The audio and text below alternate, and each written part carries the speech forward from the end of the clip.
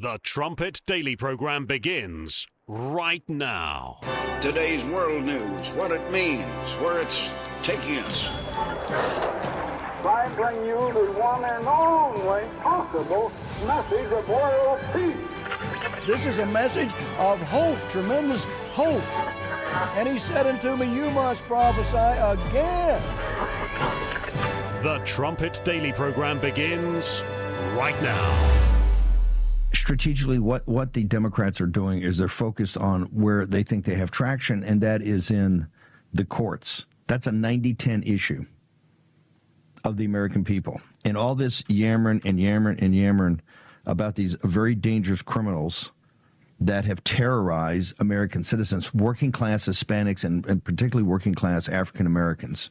U.S. District Judge Paul Zenas, who's overseeing Kilmar Abrego Garcia's case, is now weighing contempt proceedings against the Trump administration. What's important to recognize is that federal courts have not reached the end of the road in this case.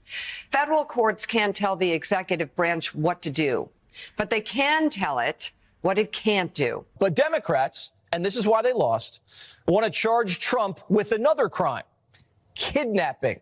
Trump's folks are trying to whoops-a-daisy a human rights violation. It's like when Hitler came out with "Mein bad."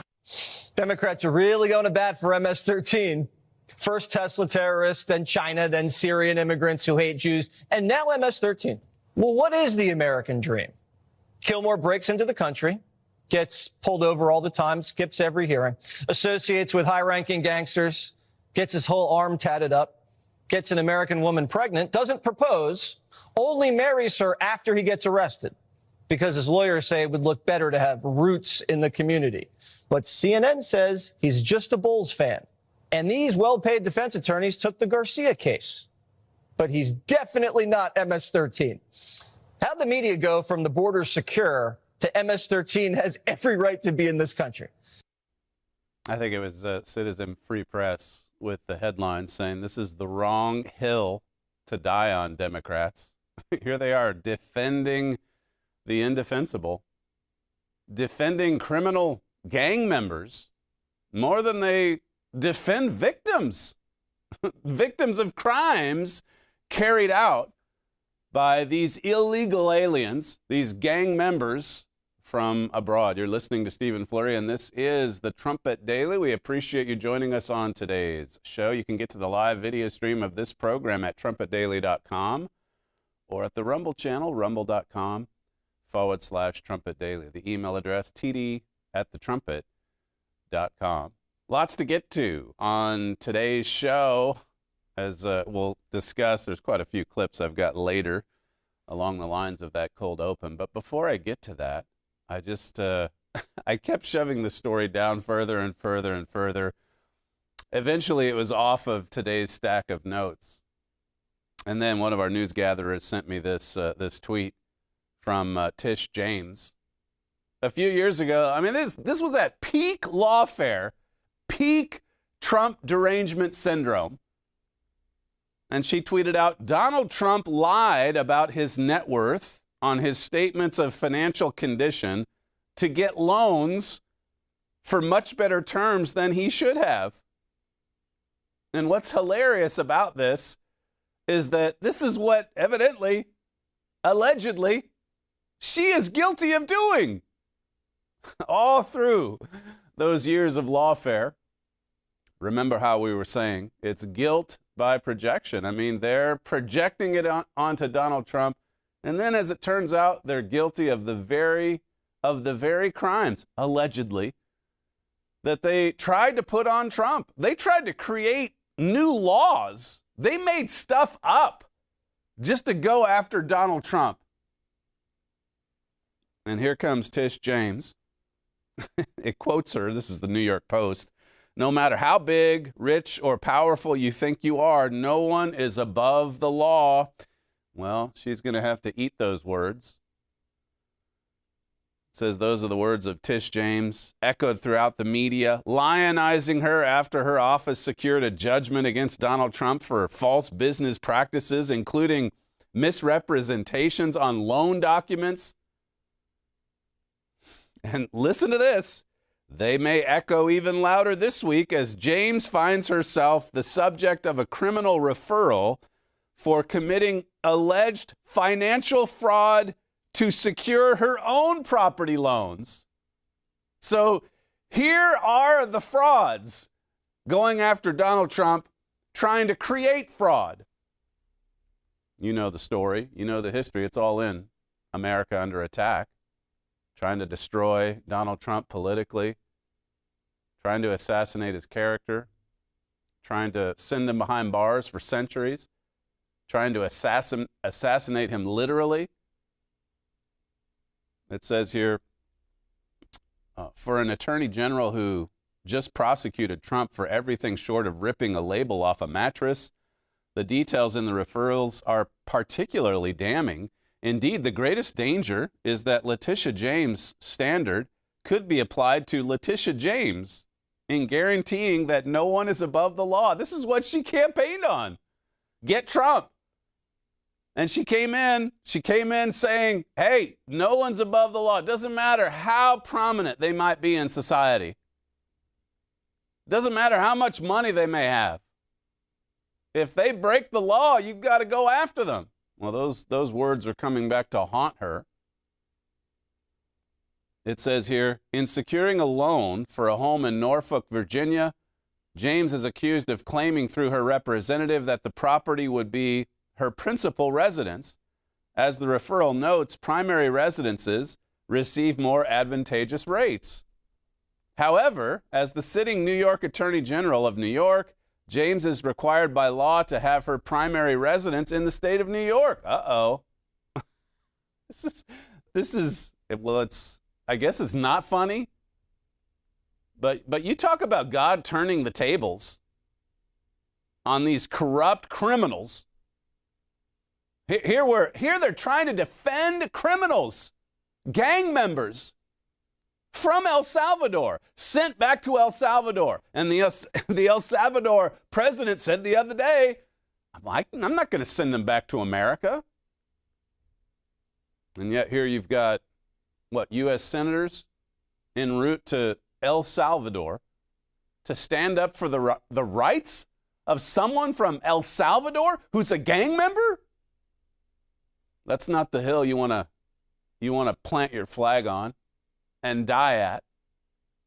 Yet this evidently is what the Democrats are doing. It says here the sitting New York Attorney General New York Attorney General is required by law to have a house in New York. It says notably the Justice Department has prosecuted those who have committed this common fraud. James could claim that these representations were made by a third party acting on her behalf. However, listen to this here again. That is precisely the argument that she repeatedly rejected in the Trump case. So now all the arguments she rejected, she can't very well reject them when they apply to her.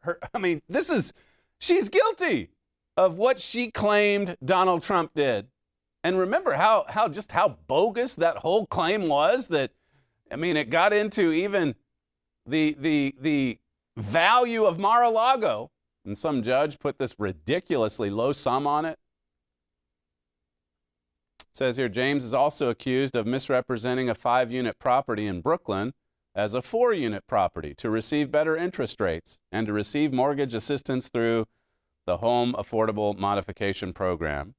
It says the referral also includes a claim that James filed papers that listed herself and her father as a married couple. Papers that listed herself and her father as a married couple. The only thing that would make this story more soap opera-like is if somehow Nathan Wade factored into these mortgage applications. I think it was General Flynn who tweeted out just yesterday that Obama, Brennan, all these people ought to be behind bars for what they've done.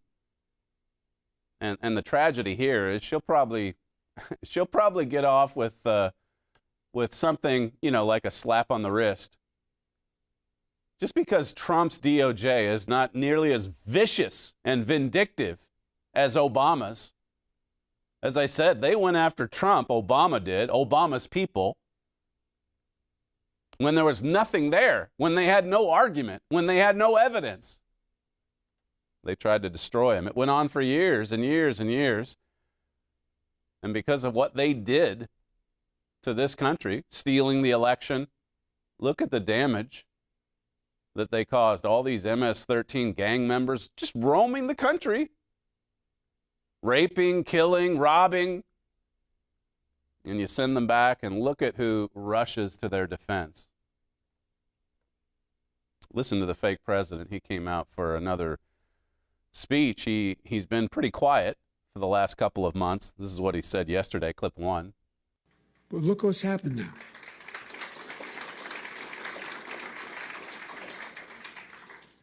Fewer than 100 days, this new administration has made done so much damage and so much destruction. It's kind of breathtaking it could happen that soon. There was a clip that Enton on CNN, because the narrative now put out by the regime media is that, well, there's buyer's remorse. People are no longer excited about Trump. And Enton said, no, that's not true. They're as excited as ever. He's got the popular support. I mean, imagine defending an MS-13 gang member. What about the families? What about I think Scott Jennings brought this out at CNN. What about the families of actual victims here in the United States? Which senator is leaving the chamber so that he can go to South Carolina or go to Maryland or go wherever else? Victims, family members of victims are grieving because of these gang members that have been left to just roam the streets. Democrats are working harder to defend. They're not even their constituents. They're illegal. It's like Senator Kennedy said. I mean, the fact that they come in illegal makes them a criminal. Pure and simple. There's no getting around that. They are criminals for crossing the border illegally. And then some of them come in and commit more criminal acts. They commit a crime and they're sent back, and then you see the uproar. I mean, just the fact that this guy sent back to El Salvador, his name is Kilmore, if you can believe, maybe Kilmar, I don't know how you pronounce it. You would think the Democrats would stay away from it just because his name is Kilmore. But no, there's a delegate. They're trying to get a delegation to go down there. It's not just the one senator. This is from Axios. It says 2 members of House Democratic leadership are trying to send an official congressional delegation to the El Salvadorian prison where the Trump administration is sending deportees. They're trying to go down there to defend the indefensible. Is this the hill that you want to die on? Dozens of House Democrats have privately expressed interest in participating in such a trip to protest the Trump administration's deportation policies.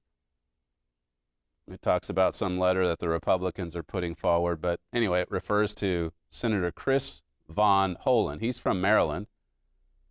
He requested a meeting with El Salvadorian President Nayib Bukele.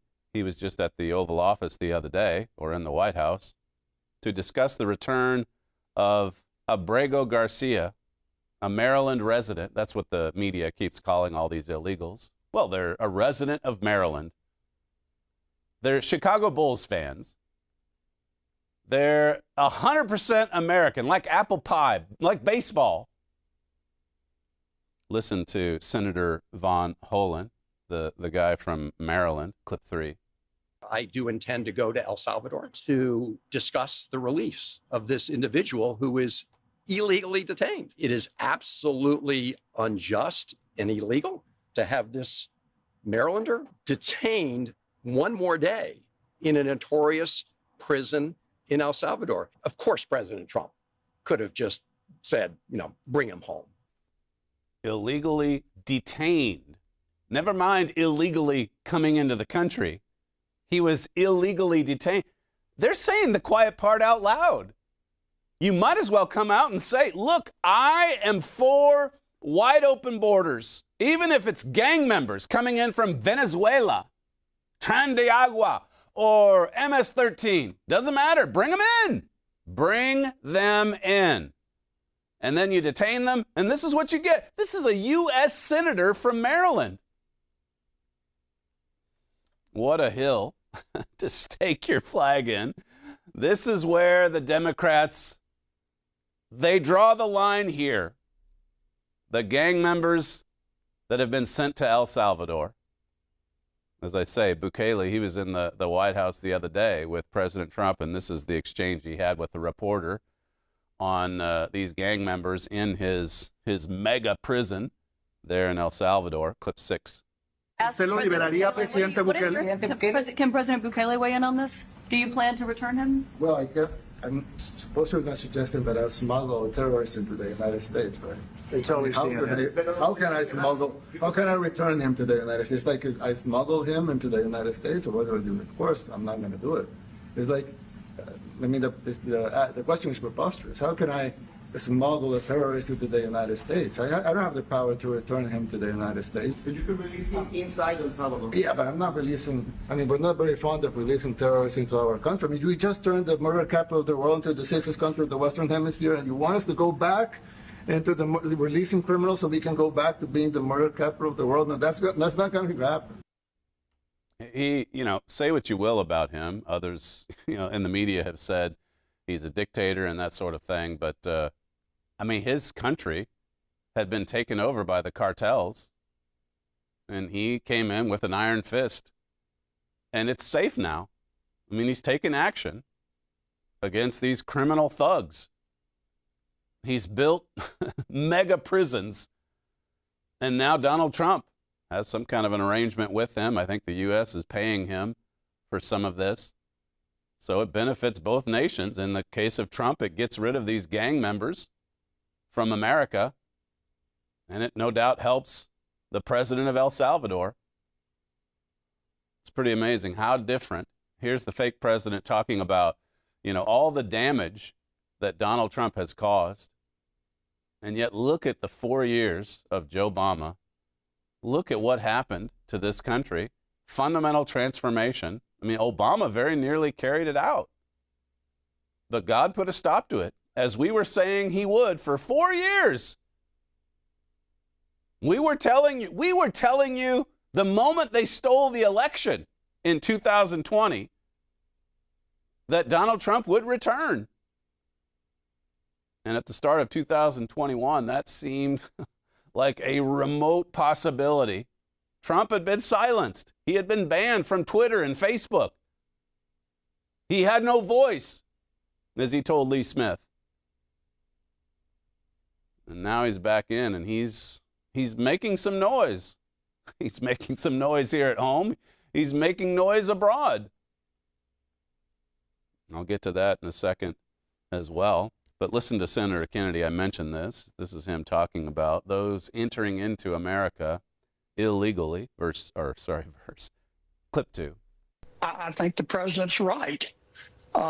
If you're in our country illegally, you're a criminal. Illegal immigration is illegal, duh. And I think there are plenty of laws, which President Biden ignored, that allow us to deport you. I mean, to me, it's just straightforward. And people who oppose that approach, it seems to me, are not being intellectually honest. They just ought to go ahead and admit they support open borders. Illegal immigration is illegal, duh. This is common sense. This is why Trump's popularity is rising. There's no buyer's remorse. If anything, people are out there saying, how much long can we keep Trump longer than 4 years? And of course, the heads then explode. But like you heard in the cold open, I think it was Steve Bannon who noted that, the only area left where they have some power is with these radical judges, the Democrats, and judges trying to slow down the Trump agenda. This is from Fox News. A federal judge Monday blocked the Trump administration from revoking the legal status and work permits of more than 530,000 migrants from Cuba, Haiti, Nicaragua, and Venezuela who flew to the United States during President Joe Biden's time in office. Remember, it wasn't just a wide open border. Joe Biden, Joe Obama, was flying in hundreds of thousands of immigrants from all over the world. And I saw another statement from a Trump official saying that Trump's taking away Social Security benefits from illegals. And you've got people online on social media saying, finally, they're celebrating. The popularity continues to rise. The judges, though, are going to do all that they can to try to slow it down. But they're having a hard time slowing down the Trump train. Listen to Steve Miller, clip 8.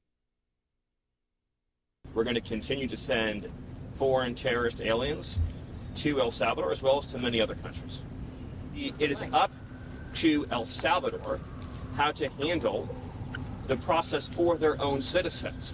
Again, what you seem to be asking us to do is to change the government and the laws of El Salvador. So if we deport somebody back to, for example, Syria, should we be closely involved on a day-to-day basis with the Syrian government, detailing that person's life and future? If we deport, say, 100,000 people back to Haiti, should we open a case file on each of those 100,000 people and ask every day, what's their housing situation? What's their healthcare situation? What might they need? What might they want? Once someone's out of our country, that becomes the problem of their host country, not our country. These people chose to invade us. So there's a lot of concern from the corporate media about the invaders, but they chose to invade us. It's our responsibility to return them back to where they came from or another country willing to take them. He's completely right. The concern coming from the bleeding heart liberals is for the invaders and not for the people that are being invaded. A show of strength at the southern border and beyond with respect to the deportations, and you see the result. Now, as we've been covering recently on this show as well, not quite as many success stories abroad when you look at foreign policy, although, following up on yesterday's show, this is from the Times of Israel on Witkoff, trying to come up with a deal on Iran, saying or suggesting on Fox News that they'd be fine with Iranian enrichment of uranium as long as it's at a low level. This is from the Times of Israel. Witkoff said Tuesday that any agreement on Iran's rogue nuclear weapons program would require the Islamic Republic to stop and eliminate its nuclear enrichment and weaponization program. Times of Israel, and you can see why the Israeli newspapers are following this development closely, because they're concerned about Iran. And obviously, they don't want Iran to get a nuclear bomb. It says it was an about face for Witkoff, who had indicated a day earlier, contrary to Israel's position, that Washington would be satisfied with a cap on Iranian nuclear enrichment and would not require the dismantling of its nuclear facilities. Now, as I was saying yesterday on the show, I mean, you're seeing lots of flip-flopping, whether it's with Hamas or Israel or Iran or Russia, Ukraine. It's all over the place. So initially, there's these strong, emphatic statements. And then we've seen a lot of corrections along the way, or just flat-out flip-flops. This also, and I think Joel Hilliker touched on this in the morning brief, it may also indicate that there's somewhat of a split within the Trump administration. We know that there is with respect to the tariffs. But he says what he says, Witkoff does, on Fox News with Hannity the other night. And then he comes out the next day and he has to dial it back because there's so much criticism. A deal with Iran will only be completed if it is a Trump deal, Witkoff said in a statement. Any final arrangement must set a framework for peace, stability, and prosperity in the Middle East, meaning that Iran must stop and eliminate its nuclear enrichment and weaponization program, which he didn't say on Monday. This is a statement from him yesterday as he walks back some of those statements that he made on Hannity's program. Another important article here, I think, from Eurointelligence, and it basically is showing how the EU is being pushed in one or the other direction. They've got to side with America or China. And right now, there are forces in Europe that are split along those two lines as well. I mean, we're living in a world that's in realignment. And everyone's got a different opinion. Everyone's got a different idea for how to play this out, in this case with respect to the tariffs and so on. China's flexing its muscles. It's refusing to sell rare earth minerals to America and even to some EU countries unless they can prove that it's not being forwarded ahead to America or that it's not going into products that America will buy. Eurointelligence says the Irish Times writes about a leaked internal briefing paper for senior ministers in the Irish government suggesting the Trump administration seeks to force the EU to make a choice between the U.S. and China. The problem for the EU is that it's dependent on the U.S. for exports, but dependent on China for imports. So they're getting critical imports from China, and then, of course, they're dependent on America and its economy for their exports. So Europe's in a difficult position. It says further on, the precondition for a trade deal with the EU is that the EU would also erect trade barriers on China. So they're getting pressure from both sides. China's saying you've got to give us proof that those materials aren't going through to the United States. And then the U.S. basically saying, look, we'll give you free trade as long as you put up trade barriers with China. Now, as I've talked, when they came out with the pause and so on, you know, all the Trump people were out there quickly saying, this is great. The whole world is aligning against China and everybody's America's friend. Well, you can read between the lines here and see that there's some heavy-duty negotiating going on as America tries to get Europe to freeze out China. It says here, our baseline scenario is therefore that the EU will not so much choose to become part of the China-led tariff zone, but that it could end up there by default, and that the UK may not be in that group. So depending on how this can turn, I mean, you might end up with a scenario where EU or Europe reaches out to China and it freezes out the UK and, of course, the US together with it.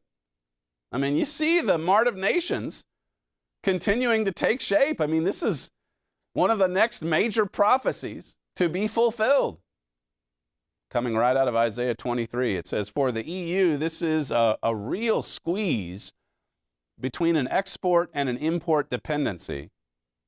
It says here, we think the import dependencies matter more.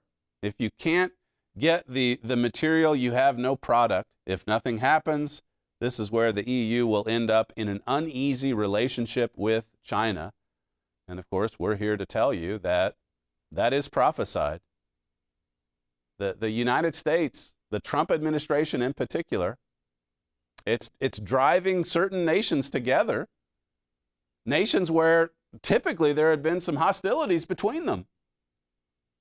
The world is in realignment, as we keep saying. It says here, while the measures are not directed specifically against the EU, European companies are now under an obligation to give proof, including photographic evidence, that they are not selling this material to the U.S. and that they are not using it for military purposes. The proof of evidence is virtually impossible for European importers to deliver as they are not in control of their supply chains. So how do you do this? How do you abide by China's demands and America's demands? I mean, you see, we're already in a trade war. You see, it's every nation for itself. Protectionism, I mean, that's the agenda for so many of these nations. We got to protect and defend what is our own. We've got to protect and defend our workers, our interests. We want favorable trade policies. Everybody does. It says there are potential opportunities, but also risks that we will end up angering one side or the other and get caught in a crossfire as a result. That's Eurointelligence basically saying, you know, we've got to tread carefully here because we could offend China and we need China, and we could offend America and we need America. It says here finally, then there's also where we stand between the U.S. that is very determined to change the global trading system, and China, which wants to keep it the way it is. China wants it to stay right where it is because they can keep taking advantage of America and other nations, by the way. It says here the risk for us in in Europe is that as they get increasingly belligerent towards each other, that attitude extends to us as well. Risks. There are risks everywhere. One last story. I wanted this to kind of lead into the history revisionism of Winston Churchill, but maybe I can touch on it again tomorrow if I get into the Churchill material. But you've heard about this Harvard, the funding. I mean, really the most shocking thing about this story is the fact that the U.S. subsidizes Harvard to the tune of $2 billion. Harvard, the most prestigious university in America, getting $2 billion, taxpayer dollars.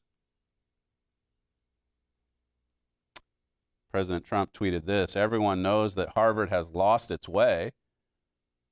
They hired from New York and Chicago at ridiculously high, Democrats I think it is, ridiculously high salaries, fees, two of the worst and most incompetent mayors in the history of our country to teach municipal management and government. It says these two radical left fools left behind two cities that will take years to recover from their incompetence and evil. I mean, there's just radical leftists all through the universities, and they're teaching our young people.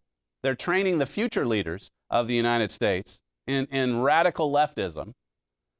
Trump says here, since then, much else has been found out about her, but she remains in place. Many others, like these leftists, are teaching at Harvard, and because of that, Harvard can no longer be considered even a decent place of learning and should not be considered on any list of the world's great universities. Harvard is a joke, teaches hate and stupidity, and should no longer receive federal funds.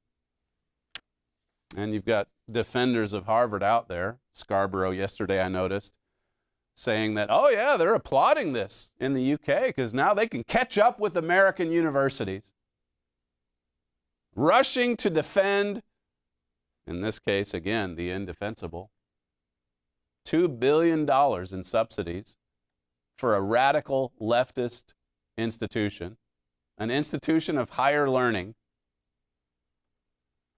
Harvard rejected President Trump's demands to fight anti-Semitism. Here again, you talk about picking the wrong hill to die on. Trump says, look, you want the subsidy? You want the funding? Then you've got to put a stop to this rising tide of anti-Semitism that you see on campuses all across the country. Harvard said, no, can't do it. Free speech. Now they're defenders of free speech. When it's Donald Trump getting his message out in 2021, they're fine. Stamp it out, blot it out, get rid of it, censor him. But when it comes to radical Islamists on campuses, well, we've got to give them free speech. They've got to be able to tell the world that they hate Jews. I mean, that's enshrined in our Constitution.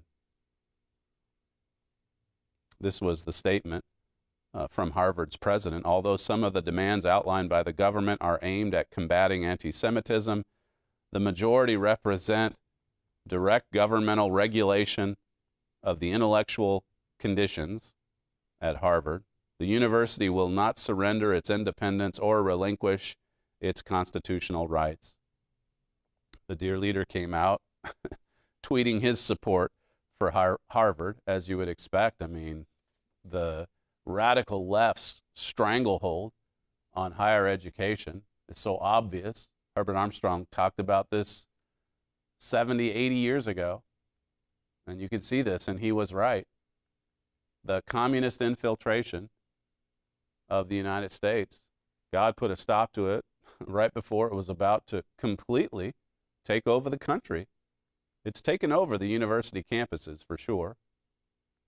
If you'd like to study more about that communist infiltration, make sure you call our operators today and request He Was Right. He was. The number there at 1-866-930-3024. When we come back, we'll conclude today's show with the Bible study, and perhaps we'll have some time for a few emails at the end of the show as well. You're listening to Stephen Flurry, and this is the Trumpet Daily. We'll be right back.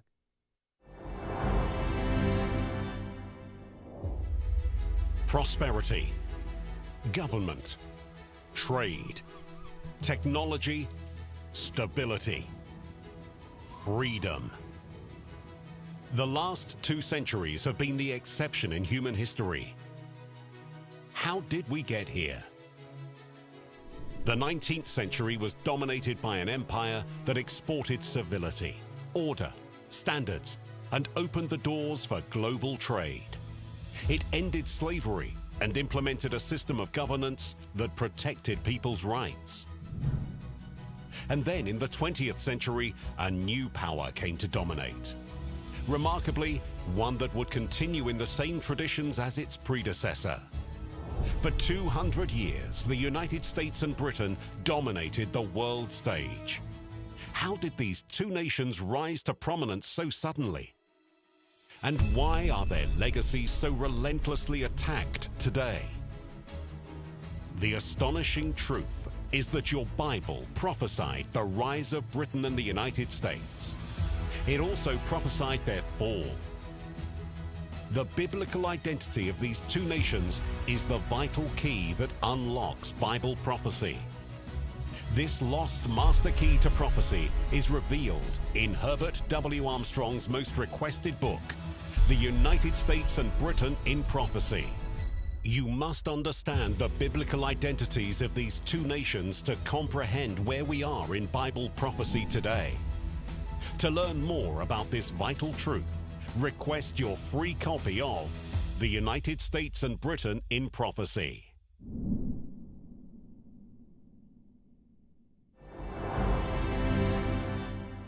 Now you look about you today, and in the churches that you find today, they no longer practice the same kind of customs that they did in Jesus' day. For instance, in those days, even the Gentile churches with the Apostle Paul, they met on the day that is now called Saturday, not on the day that is Sunday. And it was a great long time after that that the churches began to have their meetings on Sunday. They observed the Passover, the days of unleavened bread, the day of Pentecost, the Feast of Trumpets, the day of Atonement, and the Feast of Tabernacles. You don't find any churches doing those things today. Now, I know that those who are in these things are well-meaning, and they're very sincere, and they only mean good, and they've only done the thing that seemed right to a man, and it seemed to them that it was good and it was right. I guess they never read in the Bible that there is a way that seemeth right unto a man, the ends thereof are the ways of death. And that the Bible says, lean not to your own understanding, and that the way to find Christ and the way to find God is to forsake your thoughts and your ways. And your thoughts and your ways are the ways that seem right to you. Not wrong, but right. And perhaps they never read in the Bible that the prophecy was that the church would become deceived, and all this world would become deceived by the false doctrines of paganism. And that's exactly what has happened. How did we get to where we are today? How are we so far removed from the teachings, the traditions, the practices of the church or the disciples in Jesus' day? How did this happen? Why is there so much in the Gospels about the Sabbath? Look at Mark chapter 2. Or the Passover. Look at Luke 22 or Matthew 26. John 13 to 17. Why is there so much about the Feast of Tabernacles and the last great day? Have you ever heard of these? I mentioned this the other day. Pagan holidays or God's holy days? Which ones? You can look at John chapter 7, the Gospel of John, and read right through to John 10, about halfway through. And you've got circumstances, events, dialogues, exchanges that are all happening there at the temple or around the temple in Jerusalem at the Feast of Tabernacles or the last great day? How come the world is so unfamiliar with these days that are talked about, that are explained? In the case of the Passover, I mean, Jesus takes us right through the new symbols, the foot washing ordinance, and so on. And then all the instruction that he gave, that final Passover ceremony, John 13 to 17. It's a lot of material. It's not like a passing reference. And yet for people to just so casually dismiss these days, these observances, what they mean, what they point to, the overall purpose and plan of God. I mentioned on Monday's show just how challenging it was for me after an inspiring weekend with the spring festivals starting in, with the Passover observance, the night to be much observed, the days of unleavened bread, how difficult it was to get back into the news of this present evil world, and just how petty and how shallow and how selfish it all is. I mean, this world, the whole system is propped up on the get way of life. I mentioned just before the break, the problems with Harvard being overtaken by communist infiltrators, getting all of these government subsidies, espousing all these radical, communist left-wing ideas and thoughts. And you look at Passover and the days of unleavened bread, you look at all of God's annual festivals, and you see this epic, far-reaching, universe-wide vision. You think about what Christ sacrificed, Christ our Passover, 1 Corinthians 5:7. You think about what that sacrifice opens up for all of mankind, all of mankind that's ever lived. Even non-Christians, even atheists, even the woke community that rejects God and his truth. Eventually their minds will be opened to the sacrificial love that's embedded within the family of God. You look at, again, the things they're arguing over today in the world: trade, tariffs, money. It's money. It comes down to the get way of life. We want to get the best possible deal.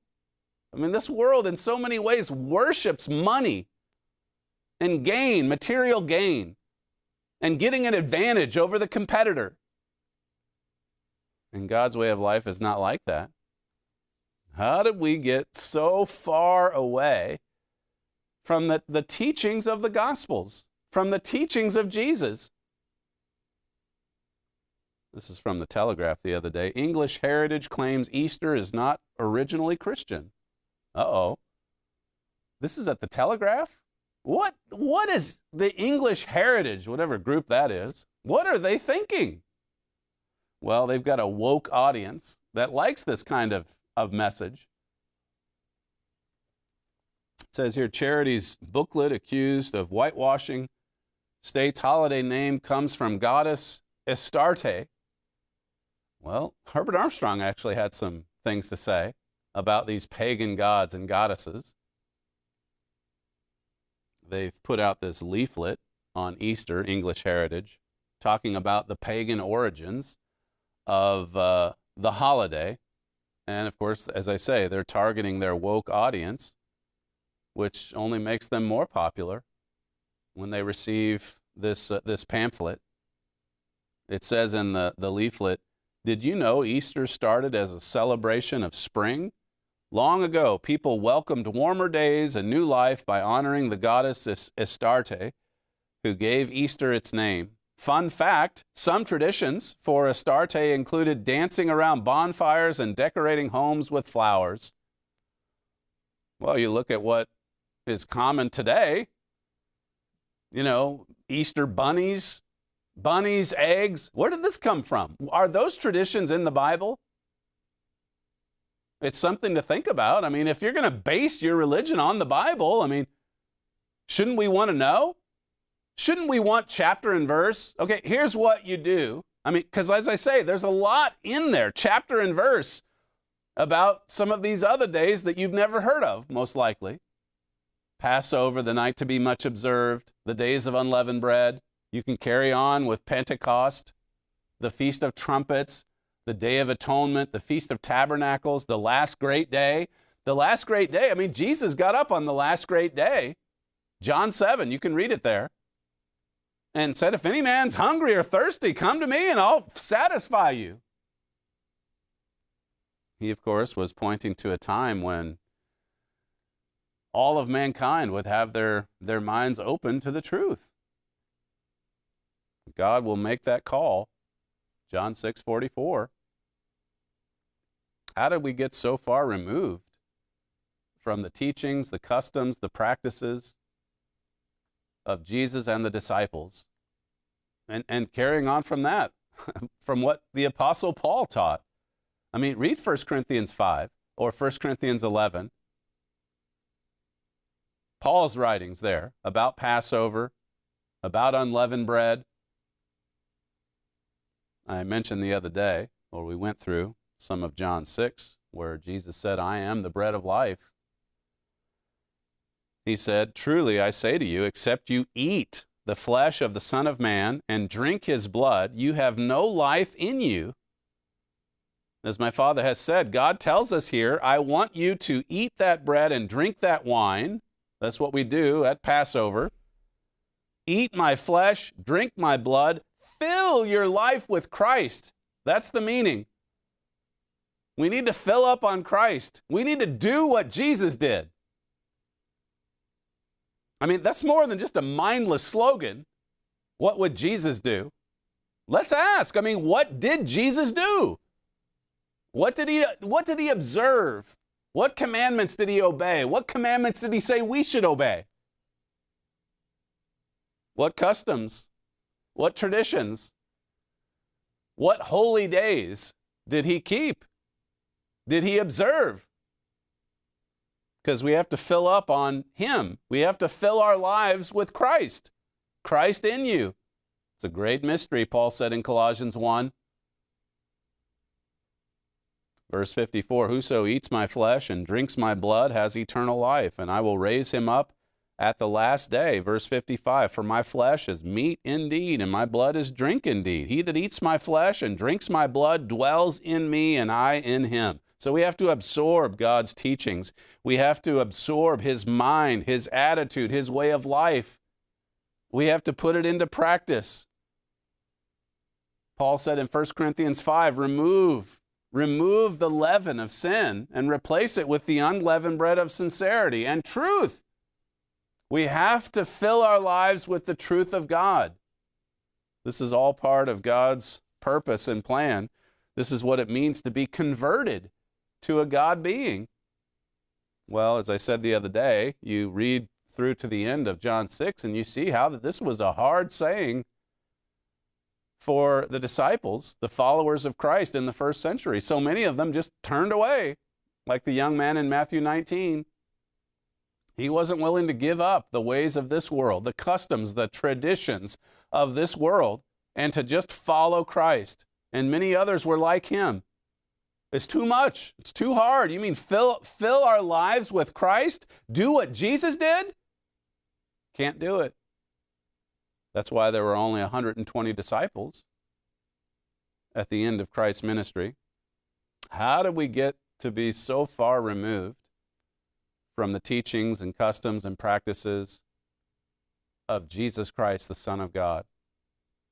Notice Psalm 119, verse 133. Jeremiah the prophet says here, order my steps in your word, and let not any iniquity have dominion over me. Order my steps, set my course, show me the way. I think I read Jeremiah 10 last time, verses 23 and 24. We don't know the way. We can't manage our steps. We can't navigate our way through this wilderness of religious confusion. It's a world of confusion. And how do we know if we're on the right foundation, if we're really producing fruit for God, as it says in John 15? as Jesus discussed at that final Passover. This is what glorifies God. If we're producing fruit, if we're growing, if we're being harvested spiritually.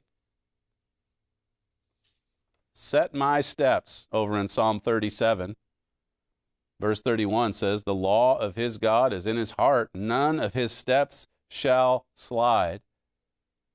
Now, you look at the course of this world, 6,000 years, and look at how far we've slid in the direction of not God, but the God of this world. There was a Worldwide Church of God minister years ago who talked about how that, and he talked about this with respect to Lucifer before he became Satan the devil. How long must he have worked to deceive those angels under him? And this minister said, if you start off just 1 degree separation between you and God, you project on out 1,000,000 years, and you're as far removed from God as you can imagine. That's why we don't want to slide. That's why we don't want to slip. That's why we don't want to wander off. It may seem like it's inconsequential at the start, but consider the end. Consider the direction. Proverbs 3, verse 5 says, trust in the Lord with all your heart and lean not unto your own understanding. Do not lean in the wrong direction. Stay grounded. Stay sure. Stay on a solid foundation. The Amplified says, do not rely on your own insight or understanding. That's what the world is doing, like Mr. Armstrong said in that quote, that clip. I mean, your thoughts seem right because they're yours, because they come out of your mind. But we've got to humbly go before God and acknowledge the fact that my thoughts are not your thoughts. And God will then begin to open our minds to the truth, and he'll begin to give us his thoughts if we yield to him, if we submit to him, like Jesus did at Gethsemane. Not my will, but your will be done. Help me to think like you. Help me to do what you do. I want to follow your example. Verse 6 says, in all your ways acknowledge him, and he shall direct your paths. God wants to direct your path, but man doesn't want to be directed. That's as simple as I can state it. Man wants to go his own way, and that's what we've been doing. And that's why we're so far removed from God's ways. Be not wise in your own eyes. Fear the Lord and depart from evil. Humble yourself. Fear God. Depart from evil. Follow in the steps of Christ. Notice Proverbs 21 and verse 16. It says, the man that wanders out of the way of understanding shall remain in the congregation of the dead.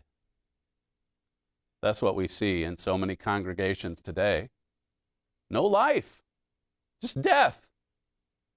And that's because we've wandered out of the way of understanding. My father has said before that we can't drift in God's work and expect to make a meaningful contribution. He says we can't just drift into the kingdom of God. I mean, we've got to take it by force, as Jesus said. We've got to take it by violence, spiritually. We've got to show some ambition, some drive, some determination to fight for this way of life. You can't drift into the kingdom of God. We've got to take it by force in that sense. We've got to go forward, following that example of Christ. I'll leave you with this. It's from my father's booklet on Jude. He said, you don't just stumble into God's church. You're invited by God. There are no accidental sons in God's family, like an accidental pregnancy. It says God calculates it to the most minute detail. It's not an accident. If your mind is open to the truth, that's no accident. But you've got to respond. You've got to go forward.